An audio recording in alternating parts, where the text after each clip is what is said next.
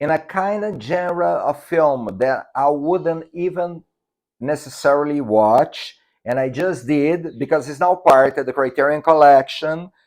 Martial arts was not is never really my fully interest. That kind of action film is not really brings me any attention. However, I'm gladly watched Let's Hurrah for Chivalry, a movie from 1979, directed by Chau-wah. Hello, folks. I'm your host, Daniel. In this special, I'm gonna be talking about the film and the highlights and the down points of the film. After all, this film was a flop when it came about in the theaters around the 80s. And let's review this film carefully because I think you may like this film like I did, because this is CINEMIN.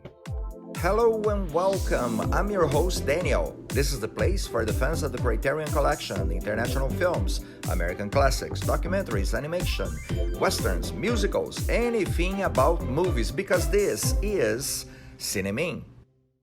So in the early scenes of this film, there is a wedding taking place, if you can call this a wedding, because right now they are fighting. In this wedding, there is this nobleman, this guy with a lot of money, getting married with a beautiful girl, and she betrays him because she got paid for one guy that was not invited for the party, and now this bad man, bad guy, comes to the party and ruined the entire wedding. And we find out that he paid the bride to try to kill this nobleman. So now everything is in the arrangement, completely lost. So Cao Peng, the nobleman, takes refuge on his grandmaster's house.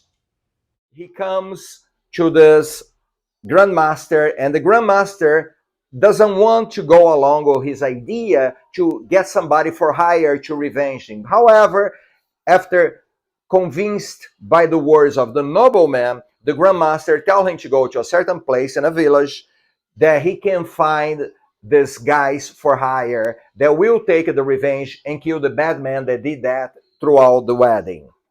Wai Pak and Damian Lau are the main actors in this film. They portray these two swordsmen. So they are there in the village, and the nobleman approaches separately each one of them. Actually, there is a third guy also he trying to hire them all actually to do the revenge plan that he's trying to proceed. So this film, it is essentially speaking about the friendship, about the two main characters, about betrayal, about vengeance, and also I'll say those heroic figures that will sacrifice anything or everything for honor. That's actor Fung Hak-on. He is in two amazing scenes in this film, fighting scenes, of course. He is the choreographer for this film. So all the scenes that you see, he coordinates the scenes. Is one amazing work because, of course, the best of this kind of film has to be the fighting scenes. And there's several throughout the film in different sceneries, in different moments, and very, very carefully planned. I think this is one of the highlights of the film. Okay, this is the bad guy in the film getting prepared and training to fight even more. He's the evil guy here in the story at this point, and he's trying to challenge anybody in his group just to fight with him in order to get trained. But the problem for me is this: the goofy scenes that for me is absolutely unnecessary. I'll rather don't have those scenes and have more action instead. So he fights the guys, all the guys in there that he's training. They're afraid to fight, and you know what is going to happen with them. And the bad man is going to emerge stronger than ever. Very funny moment is when they fight the sleeping wizard. That kind of stuff only can possibly happen in films just like that.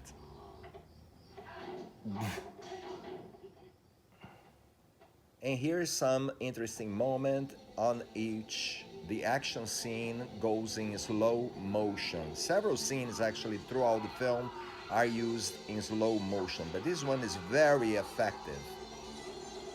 Not many supplements here, just an audio interview with 3 minutes from director John Woo and a new interview with Grady Hendrix, specialist in Kung Fu films. So the question is, do I recommend this film?